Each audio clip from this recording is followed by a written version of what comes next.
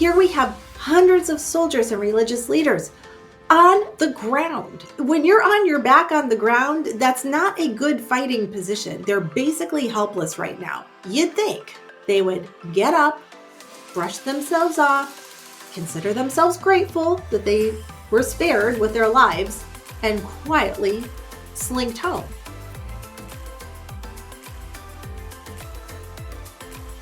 The real power of I am. Welcome to Bible Study Hub. I'm Ann Wiggins. We are wrapping up this week with our study in the Gospel of John. We're in chapter 18.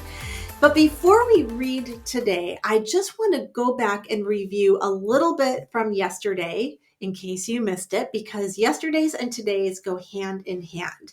Yesterday, we talked about the words, the phrase, I am, being what the original text says here in the beginning of chapter 18, and that the word he was actually added just to try to make some sense of it by the translators. So when we read it today, I'm actually going to leave the word he out, and I'm just going to read it like it would read in the Greek. If you're not sure about that, I just want you to know we read this yesterday, but back in Exodus chapter 3, I am is the name that God gave himself. So when Jesus says, I am, he is using the exact name given to Yahweh God by himself. So Jesus has just been met by Judas and the hundreds of Roman soldiers who have come to arrest him, along with religious leaders. They brought torches and lanterns and weapons in case Jesus was hiding or tried to run off. If you remember, Jesus could have definitely simply stood in front of them, blinded their eyes, and walked right out of their midst. He had done that on previous occasions when they were trying to stone him. But now is a different situation. It wasn't his time prior, but it is his time now. And he is in total control of the entire situation. He could have aborted this mission at any moment if he'd chosen, and by a mere thought, kill every single man standing in that mob. It's almost comical that they felt like an army and torches could really do the trick. No, of course not. Jesus is so much more powerful, but he permitted them to do their thing because it was in the will of God for this to go down this way. So let's pick up the story where we left off yesterday in John chapter 18, and we'll do verses 6 through 9 today. I will be reading from the Legacy Standard Bible, and as I said, I'm eliminating the word he because it's not there in the Greek. So it'll just read a little bit more accurately. So here we go. John 18, 6 to 9 says this. So when he said to them, I am, they drew back and fell to the ground. Therefore, he asked them again, whom do you seek? And they said, Jesus the Nazarene. Jesus answered, I told you that I am.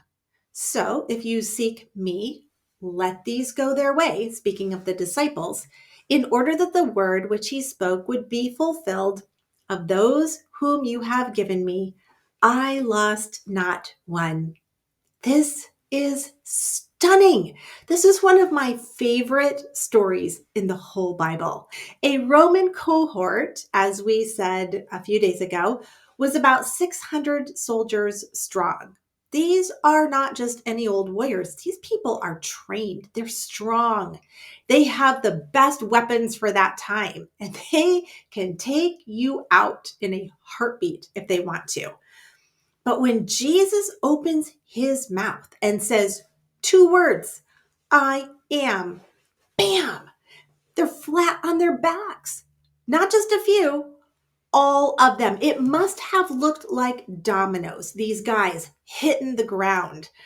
Now, listen, put yourself into the mind of a soldier or a religious leader who are definitely also on the ground at this moment. At this point, what would be going through your mind? I mean, nothing like this has obviously ever happened before. This isn't normal. This is supernatural. For me, I'd be like, okay, okay, I don't want to mess with this guy. Let him go. But instead, and don't miss this because it's so indicative of just human nature, they're not dissuaded from their heinous actions. Do you remember the story in Genesis of Sodom and Gomorrah? We covered this when we did the book of Genesis a while back.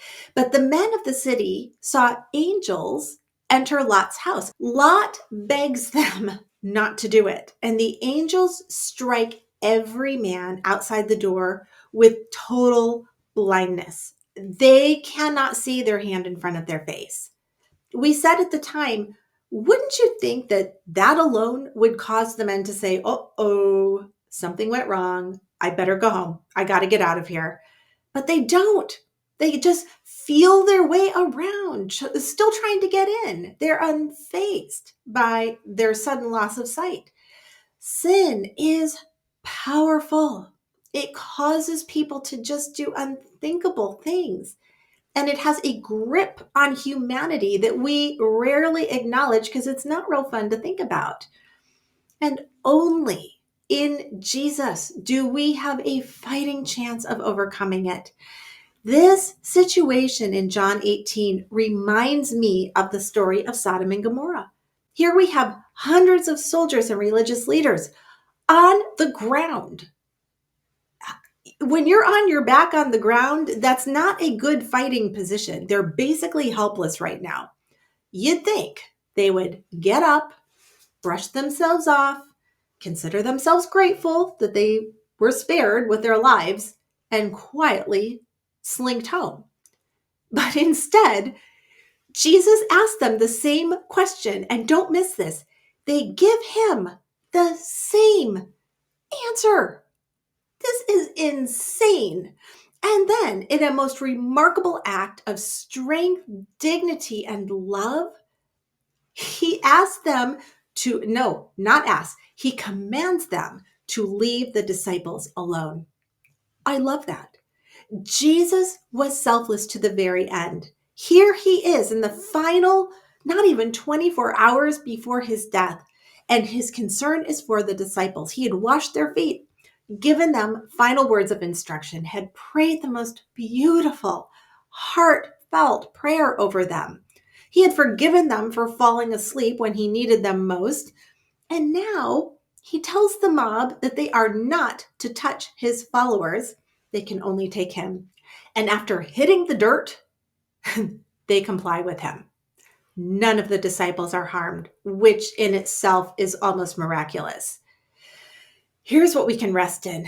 God is always 100% in control, even when it looks like things are spiraling out of control.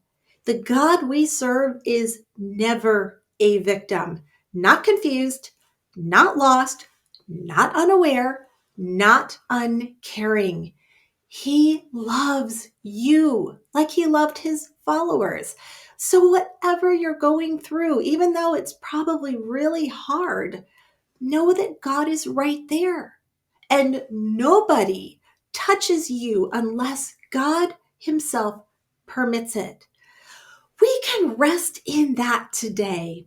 What a powerful God we serve, to the point that 2 words can send a whole army hitting the pavement on their back.